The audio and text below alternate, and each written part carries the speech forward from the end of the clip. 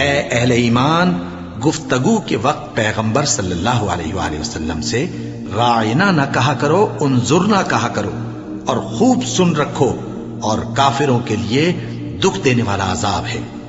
جو لوگ کافر ہیں، اہل کتاب یا مشرک، وہ اس بات کو پسند نہیں کرتے کہ تم لوگوں پر تمہارے پروردگار کی طرف سے خیر و برکت نازل ہو، اور اللہ تو جس کو چاہتا ہے اپنی رحمت کے ساتھ خاص کر لیتا ہے، اور اللہ بڑے فضل کا مالک ہے۔ ہم جس آیت کو منسوخ کر دیتے یا اسے فراموش کرا دیتے ہیں تو اس سے بہتر یا ویسی ہی اور آیت بھیج دیتی ہیں۔ کیا تم نہیں جانتے کہ اللہ ہر بات پر قادر ہے؟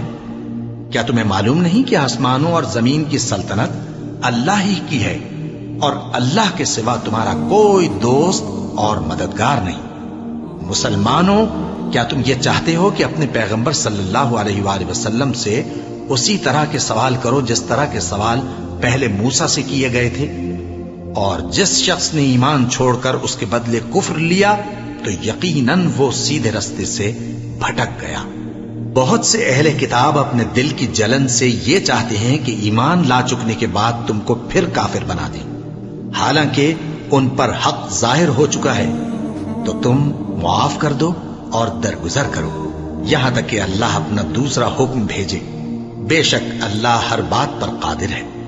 اور نماز ادا کرتے رہو اور زکوٰۃ دیتے رہو، اور جو بھلائی اپنے لیے آگے بھیج رکھو گے اس کو اللہ کے ہاں پالو گے۔